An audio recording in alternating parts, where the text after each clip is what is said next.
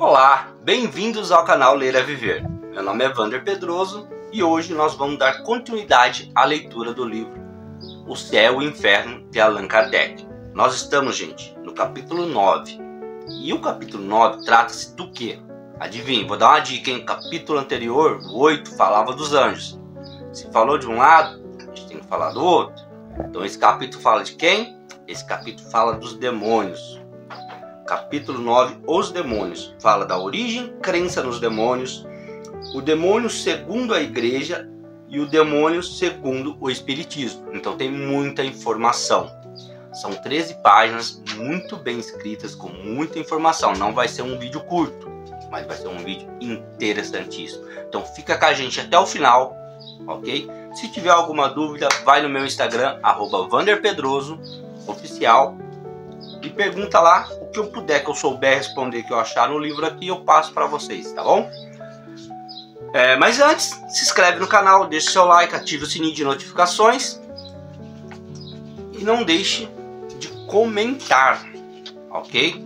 Se vocês estão gostando, dicas de livro, já se inscreveram? Então vamos continuar a leitura. Deixa eu colocar meus olhos. Bora, gente. Livro O Céu e o Inferno de Allan Kardec, capítulo 9, os demônios. Origem da crença dos demônios, os demônios segundo a igreja e os demônios segundo o espiritismo. Origem da crença nos demônios. Os demônios desempenharam em todas as épocas um papel importante dentro de diversas teogonias. Embora consideravelmente caídos, na opinião geral, a importância que ainda lhe é atribuída em nossos dias dá uma certa gravidade à questão, visto que ela se refere ao fundamento das crenças religiosas. É, portanto, útil que examinemos em todos os seus aspectos. A crença em um poder superior é instintiva nos homens e podemos encontrá-la sob diferentes formas em todas as épocas do mundo. Mas se no grau de adiantamento intelectual em que hoje se encontram, os homens ainda discutem acerca da natureza e dos atributos dessa potência, como deveriam ser imperfeitas suas noções a esse respeito na infância da humanidade. O quadro que nos é apresentado da inocência dos povos primitivos em contemplação diante das belezas da natureza, na qual admirava a bondade do Criador, é, sem dúvida, muito poética, mas desprovida da realidade. Quanto mais se encontra o homem próximo do seu estado natural, mais o instinto nele predomina, como ainda podemos ver entre os povos selvagens e bárbaros de nossos dias. O que mais o preocupa, ou melhor, o que preocupa exclusivamente é a satisfação de suas necessidades materiais, porque não possui outras.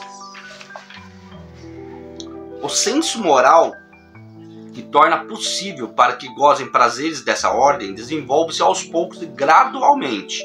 A alma tem sua infância, sua adolescência e sua virilidade, como o corpo humano. Mas para atingir a virilidade que lhe possibilita compreender as coisas abstratas, quando ainda deve percorrer o caminho da evolução humana, quantas existências terá ainda que cumprir? Sem remontar aos tempos primitivos, viajamos às populações camponesas ao nosso redor e perguntemos que sentimentos de admiração lhes despertam o nascer do sol com seu esplendor, o céu estrelado, o gorjear dos pássaros, os murmúrios das ondas, os campos cobertos de flores. Para eles o sol se levanta porque é habitual, e contanto que ele forneça bastante calor para amadurecer as colheitas sem queimá-las, é tudo o que eles desejam. Se olham para o céu é para saber se fará tempo bom ou ruim no dia seguinte. O fato de os pássaros cantarem ou não, tanto faz para eles, contanto que não comam os grãos que eles semearam. As melodias dos rouxinóis preferem o cacarejar das galinhas e os grunhidos dos porcos. O que pedem as ondas claras ou borbolantes é que não se quem e que não causem inundações. Dos prados esperam que eles deem boa pastagem, com ou sem flores. Isso é tudo que eles desejam. E diremos mais, é tudo que eles compreendem acerca da natureza, e no entanto já estão bem distantes dos homens primitivos. Se nos referimos aos homens primitivos, nós os vemos ainda mais exclusivamente preocupados com a satisfação de suas necessidades materiais. Tudo que serve para ajudá-lo e tudo possa prejudicá-los resume para eles o bem e o mal deste mundo. Creem em um poder extra-humano, mas que acarreta prejuízo material é o que lhes toca. Atribuem esse prejuízo a um poder de que fazem, aliás, uma ideia muito vaga. Tomar um golinho de café, gente. Aproveite para se inscrever no canal, tá, pessoal? Aproveitar que eu vou parar para tomar um café.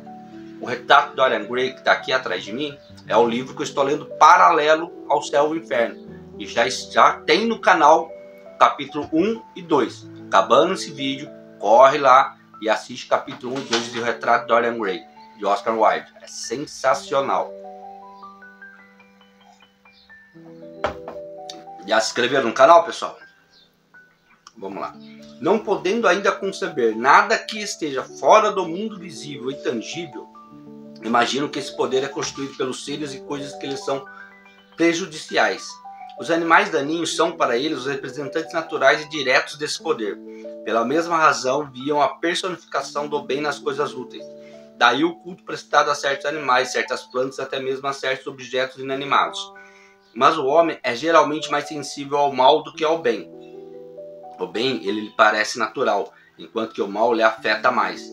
É por essa razão que nos cultos primitivos as cerimônias em honra do poder malfazejo são as mais numerosas. O medo é mais dominante que a gratidão. Durante muito tempo o homem só compreende o bem e o mal do ponto de vista físico. O sentimento do bem moral e do moral assinala um progresso na inteligência humana. Somente então o homem entrevê a espiritualidade e compreende que o poder sobre-humano se encontra fora do mundo visível e não nas coisas materiais. Essa conquista pertence a algumas inteligências privilegiadas, mas que ainda assim não conseguiram ir além de certos limites. Se inscrevam aí, hein, pessoal. Podia-se perceber uma luta incessante entre o bem e o mal. Este frequentemente vencendo aquele, e como não se podia admitir racionalmente que o mal fosse obra de um poder benfazejo, chega-se à conclusão de que existem dois poderes rivais que governam o mundo. Foi aí que nasceu a doutrina dos dois princípios, o do bem e o do mal. A doutrina lógica para aquela época, porque o homem ainda não era capaz de conceber outra e de penetrar a essência do Ser Supremo. Como poderia compreender que o mal é uma ocorrência passageira, na qual pode-se sair o bem, e que os males que o afligiam deviam levá-lo à felicidade, auxiliando em seu adiantamento? Os limites de seu horizonte moral não lhe permitiam ver além da vida presente, nem quanto ao futuro, nem quanto ao passado. Ele não podia compreender que havia progredido, nem que teria ainda que progredir individualmente, e menos ainda que as vicissitudes da vida são o resultado da imperfeição do ser espiritual, que ele é, que preexiste e sobrevive ao corpo, e que se depura ao longo de uma série de existências até que atinja a perfeição. Para compreender que possa sair do mal, não lhe bastava ver apenas uma existência, é necessário abranger o conjunto, pois só então se tornam claras as verdadeiras causas e seus efeitos. O duplo princípio do bem e do mal foi, por longos séculos e sob diferentes nomes, a base de todas as crenças religiosas. Foi personificado com os nomes de Hormuz e Arimã entre os persas e de Jeová e Satã entre os hebreus. Mas como todo soberano deve ter seus ministros, todas as religiões admitiram a existência de poderes secundários, que são os gênios bons e os maus. Os pagãos personificaram esses poderes numa multidão de individualidades, tendo cada uma atribuições especiais para o bem e para o mal, para o vício e para as virtudes, dando-lhes denominação geral de Deus. Os cristãos e muçulmanos herdaram dos hebreus os anjos e os demônios. A doutrina do demônio tem então sua origem na antiga crença nos dois princípios, do bem e do mal. Tá aí. Iremos examiná-la apenas do ponto de vista cristão, procurando ver se ela está em relação com o conhecimento mais exato que hoje possuímos dos atributos da divindade. Esses atributos são os pontos de partida da base de toda a doutrina religiosa, os dogmas, o culto, a cerimônia, as práticas, a moral, tudo nela se relaciona com a ideia mais ou menos correta, mais ou menos elevada, que faz de Deus, desse feiticismo até o cristianismo. Se a natureza íntima de Deus ainda permanece um mistério para a nossa inteligência, nós já compreendemos melhor do que nunca, graças aos ensinamentos do Cristo, o cristianismo, concordando nisso com os princípios racionais, ensina-nos que Deus é único, eterno, imutável, imaterial, todo-poderoso, soberanamente justo e bom, infinito em todas as suas perfeições, como já dissemos anteriormente. Se retirarmos a menor parcela de um único atributo de Deus, não seria mais Deus, porque poderia haver um ser mais perfeito. Esses atributos em sua absoluta plenitude são então o critério de todas as religiões, a medida da verdade de cada um dos princípios que elas ensinam. Para que desses princípios seja verdadeiro, é necessário que atente contra todas as perfeições de Deus. Vejamos se é também assim na doutrina vulgar dos demônios. Os demônios segundo a igreja. Segundo a igreja, Satã, o chefe ou rei dos demônios, é uma personificação alegórica do mal, mas um ser real. Pera aí, gente, vou voltar. Depois você edita essa parte. Os demônios segundo a igreja. Segundo a igreja, Satã, o chefe do rei dos demônios, não é uma personificação alegórica do mal, mas um ser real, que faz exclusivamente, enquanto Deus exclusivamente o bem. Que faz exclusivamente o mal, enquanto Deus faz exclusivamente o bem. Pessoal, se inscreve no canal aí. Cortes de livros você acha em um monte de canal. E pode seguir, que é legal também. Mas é só aqui no Ler é Ver que você vai ter vídeos de capítulos inteiros, ok? Dá uma moral pra gente aí. Segue a gente, ativa o sininho, compartilha o vídeo.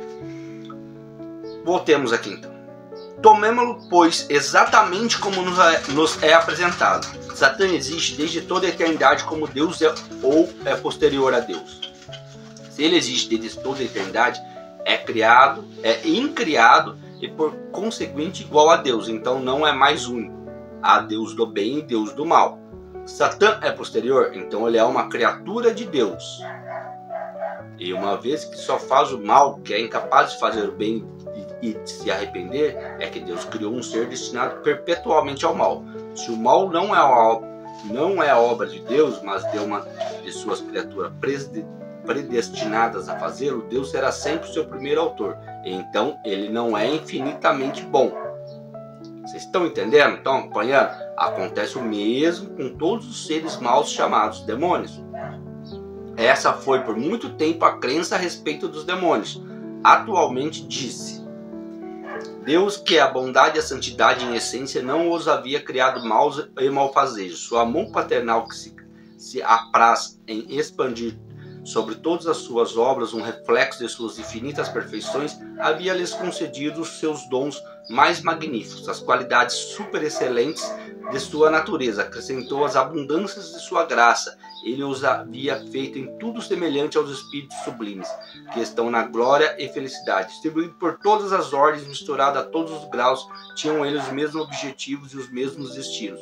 Seu chefe foi o mais belo dos arcanjos. Eles mesmos poderiam ter merecido sua confirmação de justos para sempre e sua admissão no eterno gozo da felicidade dos céus. Essa última graça teria completado todos os favores que até então lhes tinham sido feitos, mas deveria ser o preço de sua docilidade, e eles se tornaram indignos dela. Eles perderam-na por uma revolta audaciosa e insensata, o que os impediu de serem perseverantes? Qual a verdade que não haviam conhecido? Que ato de fé e de adoração teriam eles recusados a Deus? A igreja e os anais da história santa nada dizem a respeito de maneira positiva, mas parece certo que não aceitaram a mediação do Filho de Deus para com eles mesmos, nem a exaltação da natureza humana em Jesus Cristo.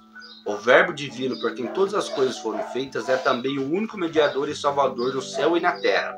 O destino sobrenatural só foi dado aos anjos e aos homens na previsão de sua encarnação e de seus méritos, porque não há nenhuma proporção entre as obras dos espíritos mais eminentes a essa recompensa que é o próprio Deus. Nenhuma criatura poderia ter chegado até esse ponto sem essa intervenção maravilhosa e sublime da caridade. Ora, para cobrir a distância infinita que separa a essência divina das obras e suas próprias mãos, seria preciso que ele reunisse na sua pessoa os dois extremos, e que ele associasse a sua divindade à natureza do anjo e à do homem. E ele escolheu a natureza humana. Só um minutinho aí, pessoal. Enquanto isso, vocês se inscrevem no canal, tá? Tá atrapalhando, tá caindo no meu olho. Yep.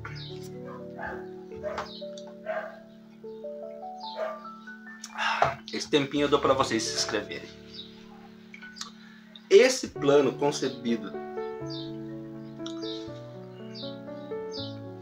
Esse plano concebido desde toda a eternidade foi revelado aos anjos muito tempo antes de sua realização. O homem Deus foi mostrado no futuro. O homem Deus lhes foi mostrado no futuro, como aquele que deveria confirmá-los em graça e induzi-los na glória, na condição de que eles o adorassem na terra durante sua missão e no céu pelos séculos dos séculos. Revelação inesperada, visão arrebatadora para os corações generosos e gratos, mas um mistério profundo e humilhante para os espíritos soberbos. Esse destino sobrenatural, o peso imenso dessa glória que lhes era proposta, não seria unicamente a recompensa por seus méritos pessoais. Jamais se poderiam atribuir por si mesmos os títulos de apóstolo, um mediador entre eles e Deus. Que injúria foi feita à sua dignidade! A preferência gratuita concedida à criatura humana, que injustiça, que atentado aos seus direitos. Aquela humanidade tão inferior a eles teriam de vê-la um dia endeusada por sua união com o Verbo e assentada à direita de Deus sobre um trono resplandecente. Consentiram eles em oferecer eternamente suas homenagens e a sua adoração? Lúcifer e a terça parte dos anjos sucumbiram a esses pensamentos de orgulho e de inveja. São Miguel, e com ele a maioria, exclamaram: quem é semelhante a Deus? Ele é o Senhor de seus dons e soberano Senhor de todas as coisas. Glória a Deus e ao Cordeiro, que será imolado para a salvação do mundo. Mas o chefe dos rebeldes, esquecendo-se que devia ao Criador sua própria nobreza e suas prerrogativas, ouviu apenas a temeridade e disse: eu mesmo é que subirei ao céu, estabelecerei minha morada acima dos astros, assentar-me-ei sobre a montanha da aliança, nos flancos do Arquilão. Dominarei as nuvens mais elevadas e serei semelhante ao Altíssimo. Aqueles que partilhavam seus sentimentos acolheram suas palavras no murmúrio da aprovação. Eles estavam em todas as ordens da hierarquia, mas sua multidão não os colocou ao abrigo do castigo. Essa doutrina provoca numerosas objeções. Se Satã e os demônios eram anjos, então eram perfeitos, como sendo perfeitos puderam falir, desconhecendo dessa maneira a autoridade de Deus, em cuja presença se encontravam? Poder-se-ia ainda conceber que, se tivessem chegado a essa eminência de maneira gradual após haver passado pelas fileiras das imperfeições, pudessem ter sofrido uma queda dolorosa, mas o que o torna o problema mais incompreensível é que nos são apresentados como tendo sido criados perfeitos. Uma vez que nem a Igreja nem os anais da história sagrada explicam a causa da revolta dos anjos contra Deus, que apenas parece certo que foi a recusa de reconhecer a missão futura do Cristo, que valor pode ter o quadro tão preciso e tão detalhado da cena que teve lugar nessa ocasião? Em que fonte foram encontradas palavras tão precisas, que reproduziu como tendo sido pronunciadas na ocasião e até mesmo os simples murmúrios? De duas uma, ou a cena é verdadeira ou não é. Se ela é verdadeira, não há qualquer incerteza. Por que então a Igreja não decidiu a questão? Se a Igreja e a história se calam, se a causa apenas aparece certa, Tudo não passa de suposição, e a descrição da cena é obra da imaginação. As palavras atribuídas a Lúcifer revelam uma ignorância que espanta ver em um arcanjo, por sua própria natureza e pelo seu grau que havia alcançado. Não deveria participar do tocante da organização do universo, dos erros e dos preconceitos que os homens professaram até o momento em que a ciência veio a esclarecê-los. Como pode ele dizer: eu estabelecerei meu reino acima dos astros, eu dominarei as nuvens mais elevadas?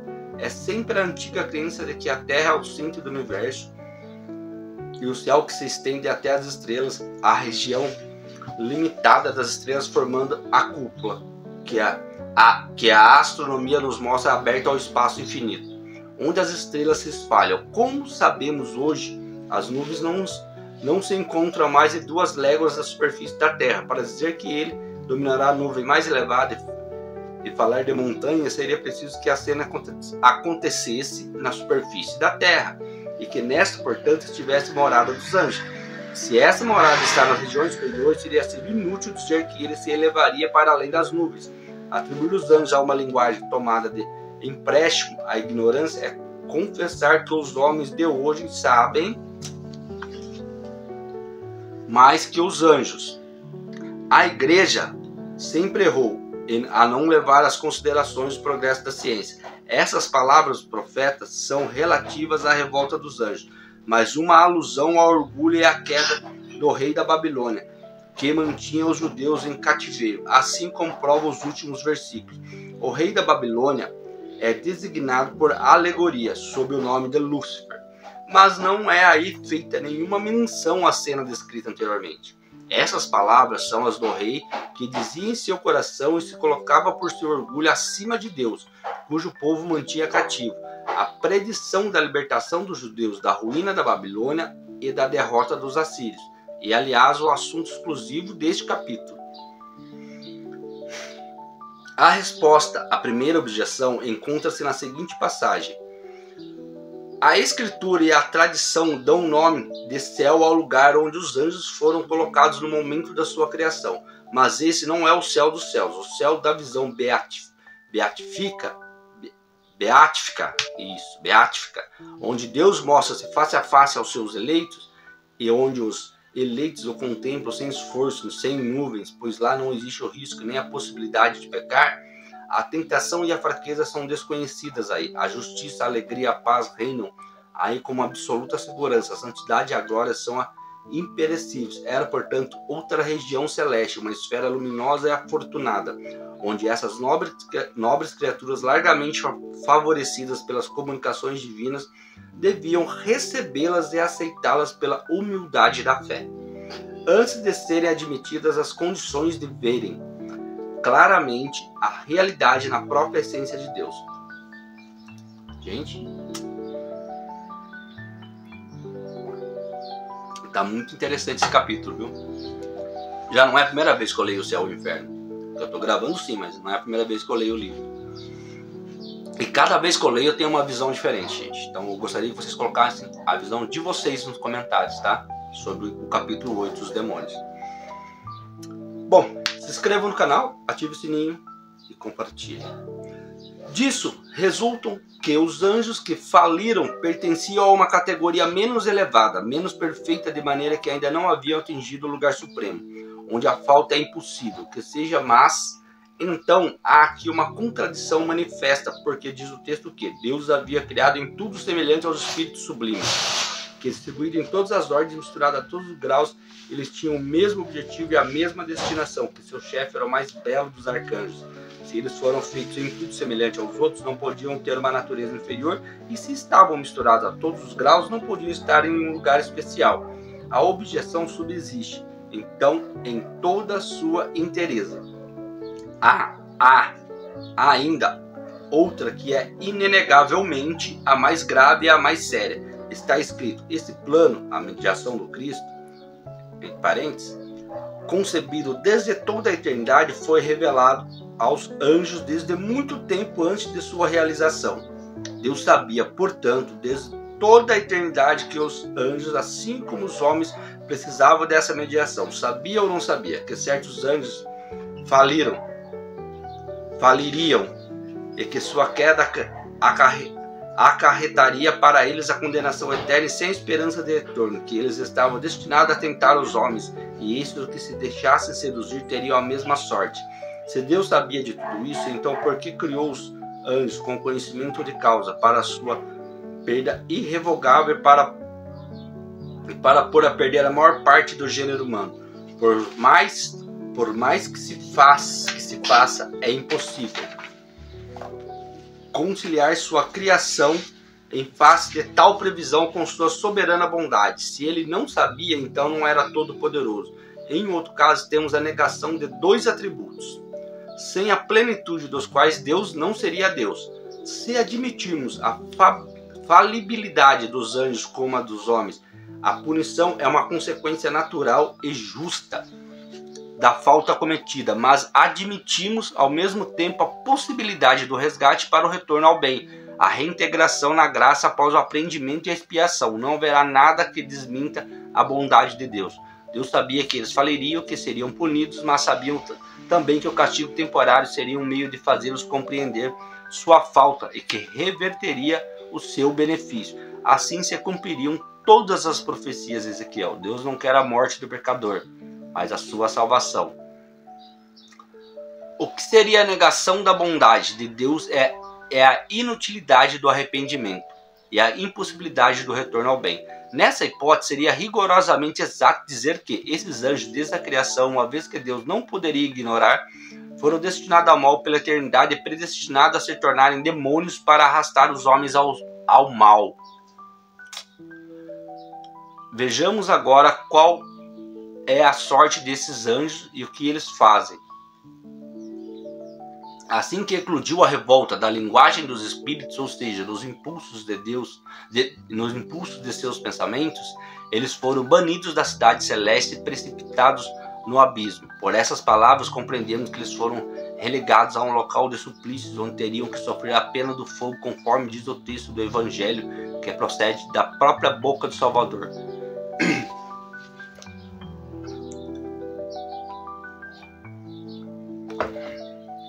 Ide, malditos, para o fogo eterno, que foi preparado para o demônio e seus anjos.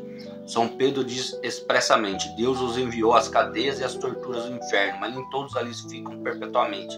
Somente no fim do mundo é que serão encerrados para sempre os condenados. Atualmente Deus permite que eles ocupem um lugar na criação e que pertencem à ordem das coisas a qual se liga a sua existência nas relações, enfim, que eles devem ser com os homens e das quais abusam da maneira mais perniciosa. Enquanto uns permanecem na sua morada tenebrosa, servindo de instrumento de justiça divina contra as almas infelizes que seduziram numerosos, outros formam legiões infinitas e invisíveis conduzidas por seus chefes, moram nas camadas inferiores de nossa atmosfera e percorrem todas as partes do globo. Estão infiltrados em tudo o que se passa neste mundo e na maioria das vezes desempenham o papel mais ativo. No que diz respeito às palavras do Cristo acerca do suplício do fogo eterno, essa questão é tratada no capítulo 4, intitulado O Inferno. Tá no canal esse capítulo, tá, gente? Capítulo 4, O Inferno, tá no canal, se você ainda não viu. Esse capítulo tá inteirinho na íntegra, não tá em corte, não tá em fora de contexto, nada. Então privilegie nosso canal, por favor, né? Se inscreve, compartilha. Dá um trabalhaço pra gente aqui do Ler a Viver. Mas a gente gosta. Então, ajuda a gente aí. Segundo essa doutrina, uma parte dos demônios fica apenas no inferno, a outra erra em liberdade, imiscuindo-se em tudo que se passa na terra, tendo prazer em fazer o mal. E isso até o fim do mundo, cuja data indeterminada não acontecerá provavelmente tão cedo, porque então essa é a diferença. Serão eles menos culpados? Certamente que não, a menos que se revezem seus papéis, o que parece resultar dessa passagem. Enquanto uns pertencem na sua morada tenebrosa, servem de instrumentos à justiça divina contra as almas infelizes que seduziram. É isso mesmo. Vou ler de novo essa parte. Enquanto uns permanecem na sua morada tenebrosa, servem de instrumento à justiça divina contra as almas infelizes que seduziram. Sua função consiste, portanto, atormentar as almas que seduziram. Desse modo, não estão encarregados de punir aquelas que são culpadas de faltas livres e voluntariamente cometidas, mas aquela que eles provocaram. Eles são, ao mesmo tempo, a causa da falta e o instrumento do castigo. É a coisa da justiça humana, por imperfeita que seja. Não permitiria a vítima que sucumbe por fraqueza na ocasião preparada para que fosse tentada, é punida com a mesma severidade que o agente provocador que usou contra ela a artimanha e a astúcia. A punição é até mais severa porque ela vai para o inferno ao deixar a terra, para jamais sair dali.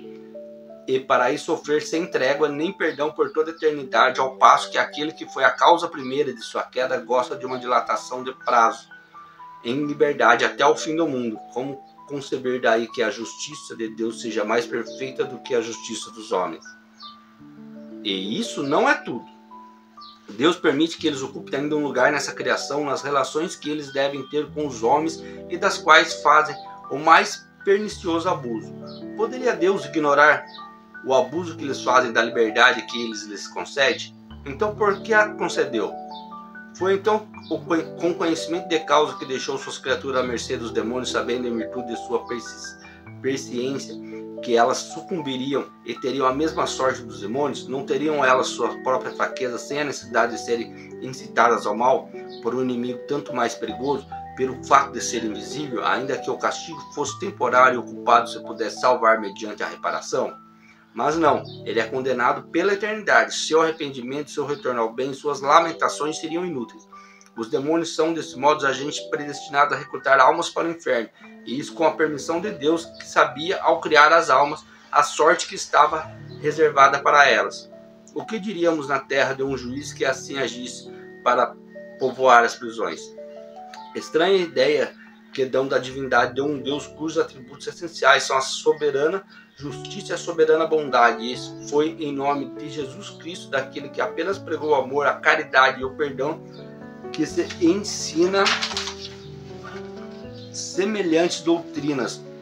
Houve tempo em que esses absurdos passaram despercebidos, não eram compreendidos, não eram sentidos. O homem, curvado sob o jugo do despotismo, submetia cegamente sua razão, ou melhor, abdicava de sua razão, mas hoje a hora da emancipação soou, e o homem compreende a justiça e ele deseja durante sua vida, após a sua morte. É por isso que diz: isso não é assim, não pode ser assim. Ou Deus não é Deus. Prossigamos. O castigo segue por toda parte esses seres decaídos e malditos. Por toda parte carregam consigo o inferno. Não tem paz nem repouso. As próprias doçuras da esperança transformam-se para eles em amargura. A esperança lhes é odiosa. A mão de Deus os feriu no exato momento de seu pecado, e a sua vontade obstinou-se no mal. Tendo se tornado perversos, não desejam deixar de sê-los. Estão para sempre. Eles são após o pecado o que o homem é após a morte. A reabilitação dos que caíram é, pois, impossível. Sua perda, portanto, não tem reparação, e eles perseveram em seu orgulho, face a face com Deus, em seu ódio contra seu Cristo. É a sua inveja da humanidade. Não tendo podido se apropriar da glória do céu pelo excesso de sua ambição, esforça-se por estabelecer o seu reino sobre a terra e dela afastar o reino de Deus. O Verbo encarnado cumpriu, apesar deles, os seus desígnios para a salvação e a glória da humanidade. Consagraram todos os seus meios para levar à perdição as almas que ele resgatou. A astúcia, a importunação, a mentira, a sedução são colocadas em ação para conduzi-los ao mal e consumar sua ruína. Com tais inimigos, a vida do homem do berço ao túmulo não pode ser senão uma luta perpétua por esses inimigos que são poderosos e infatigáveis. Esses inimigos, com efeito, são os mesmos que, após terem introduzido o mal no mundo, cobriram a terra com suas espessas trevas do erro e do vício, e que os que durante muitos séculos fizeram-se adorar como deuses, reinando como senhores sobre os povos da antiguidade.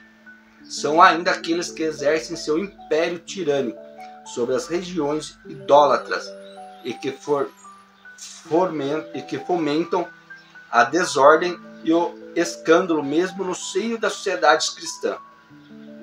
Para se compreender todos os recursos de que eles dispõem para o serviço da maldade, basta lembrar que eles nada perderam das prodigiosas faculdades que constituem o apanágio da natureza angélica. Sem dúvida, o futuro, sobretudo a ordem sobrenatural, tem os mistérios que Deus se reserva e que eles não podem descobrir. Mas a inteligência deles é muito superior à nossa, porque eles percebem num simples olhar os efeitos ainda em suas causas e as causas nos seus efeitos. Essa penetração os permite anunciar com antecedência os acontecimentos que escapam às nossas conjecturas. As distâncias e a diversidade dos lugares apagam-se diante de sua agilidade. Mais rápidos que o raio, mais instantâneos que os pensamentos, eles se encontram quase ao mesmo tempo nos diversos pontos do globo e podem descrever de longe os acontecimentos que testemunham no mesmo instante em que esses se dão. As leis gerais pelas quais Deus rege e governa este universo não são do conhecimento deles.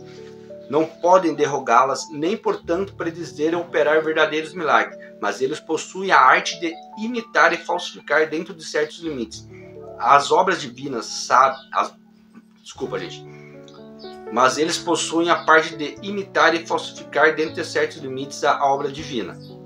Sabem que os fenômenos resultam da combinação dos elementos e predizem, com certeza, os resultados das combinações naturais, como aqueles que são capazes de produzirem por si mesmos, daí esses oráculos numerosos, esses vaticínios extraordinários, dos quais livros sagrados e profanos nos guardaram a lembrança e que serviram de base e alimento a todas as superstições. Deixa eu tomar mais uma água aqui, gente, vai se inscrevendo no canal aí.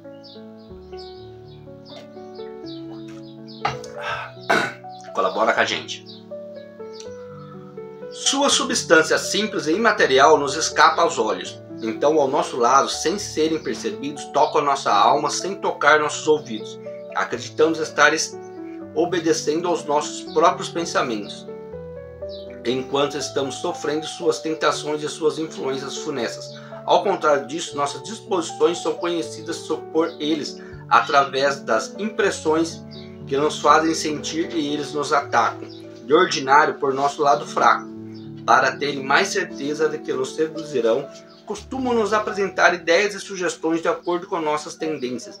Modificam sua ação conforme as circunstâncias de acordo com os traços característicos de cada temperamento.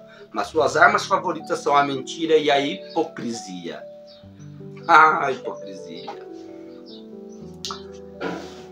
O castigo, dizem, os segue por toda parte. Eles não têm nem mais paz.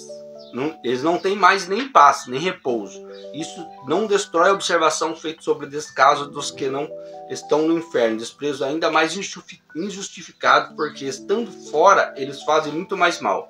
Sem dúvida alguma, eles não são felizes, como os bons anjos, mas seria com toda a liberdade que gozam. Se eles não têm a felicidade moral proporcionada pela virtude, são inquestionavelmente menos infelizes do que os cúmplices que se acham nas chamas. Além disso, para o malvado há um tipo de gozo em fazer o mal com toda a liberdade. Pergunta a um criminoso se tanto faz para ele estar na prisão ou percorrer os campos e cometer seus malfeitos. O seu bem prazer, a situação é exatamente a mesma. O remorso, dizem, os persegue sem trégua, sem piedade. Mas esquece que o remorso é o repercussor imediato do arrependimento.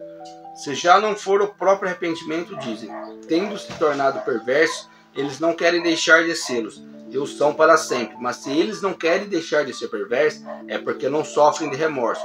Se tivesse o menor arrependimento, eles parariam de fazer o mal e pediriam perdão. Assim, o remorso não é um castigo para eles. Eles são após o pecado como o homem após a morte. A reabilitação que caírem é, pois, impossível. De onde vem essa impossibilidade? Não se compreende que decorra da semelhança de situação com a do homem após a morte, preposição que, aliás,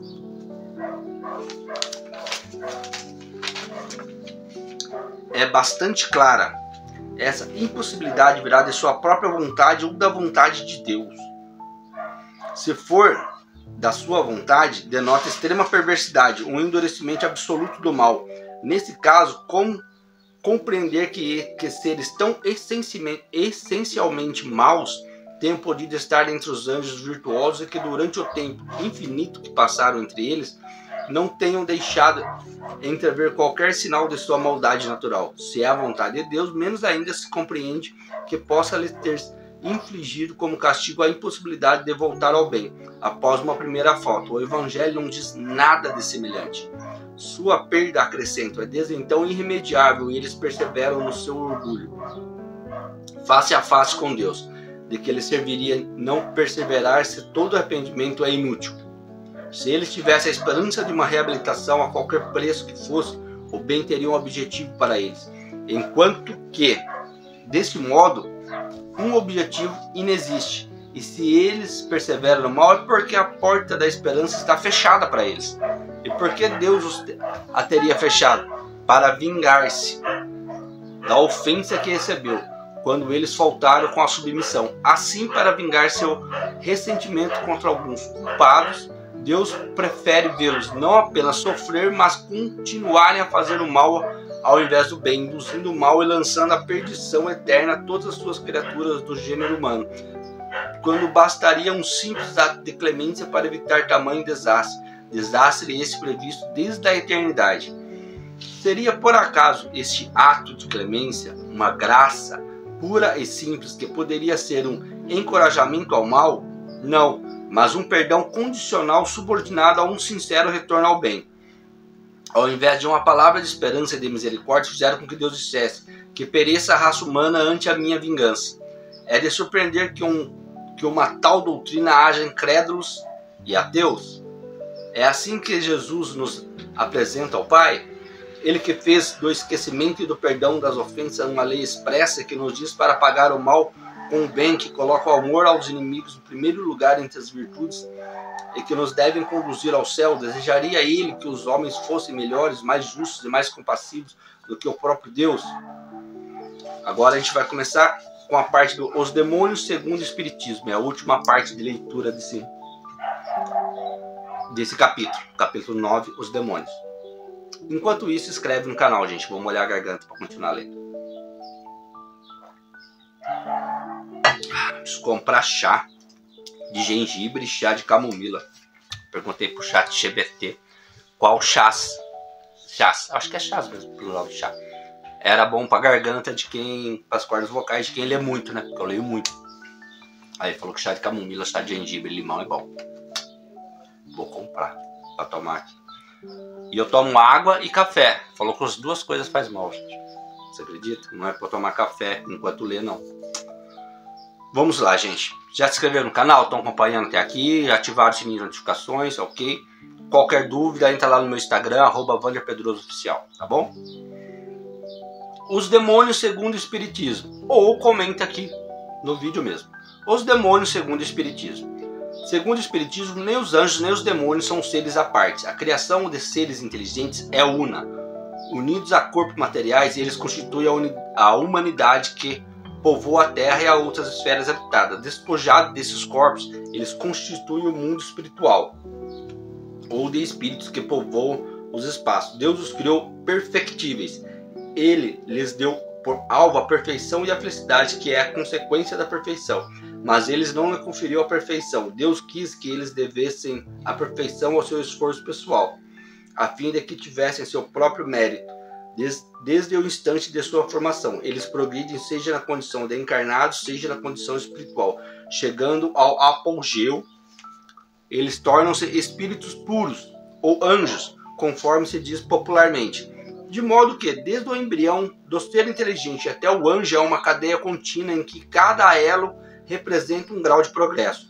Disso resulta que há espíritos em todos os graus de adiantamento moral e intelectual, segundo os quais eles se encontram no alto, embaixo ou no meio da bondade e da maldade.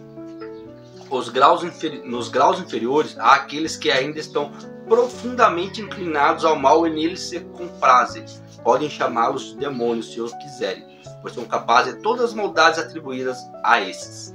Já estou quase terminando, tá, gente? Falta bem pouco, tá? Se o Espiritismo não lhes dá esse nome, é para não associar a ideia de que são seres distintos da humanidade. e de uma natureza essencialmente má, destinada ao mal pela eternidade e incapaz de progredir para o bem. Segundo a doutrina da Igreja, os demônios foram criados bons para tornaram-se maus por sua desobediência. São os anjos caídos que foram colocados por Deus no alto da escala e caíram. Segundo o Espiritismo, são espíritos imperfeitos, mas que irão melhorar. Estão ainda embaixo da escala, mas subirão. Durante os primeiros períodos de sua existência, os espíritos são submetidos à encarnação material necessária ao seu desenvolvimento, até que eles alcancem um certo grau. O número de encarnações é indeterminado e subordinado à rapidez do progresso. O progresso acontece em razão do trabalho e da boa vontade do espírito, que age em todas as circunstâncias em virtude do seu livre-arbítrio.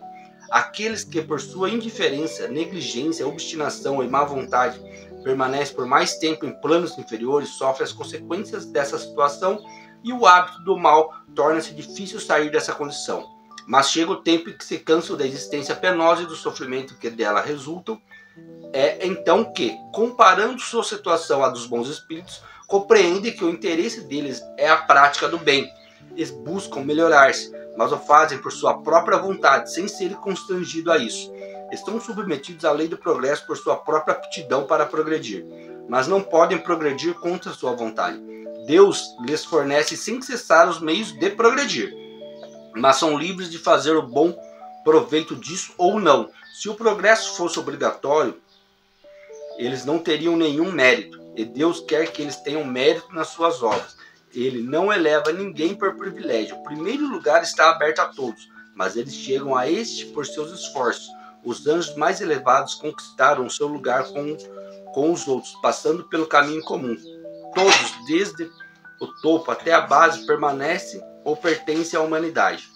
Tendo chegado a certo grau de depuração, os espíritos têm missões ligadas a seu avanço. Eles devem cumprir todas as missões atribuídas aos anjos das diferentes ordens. Como Deus tem criado em toda a eternidade,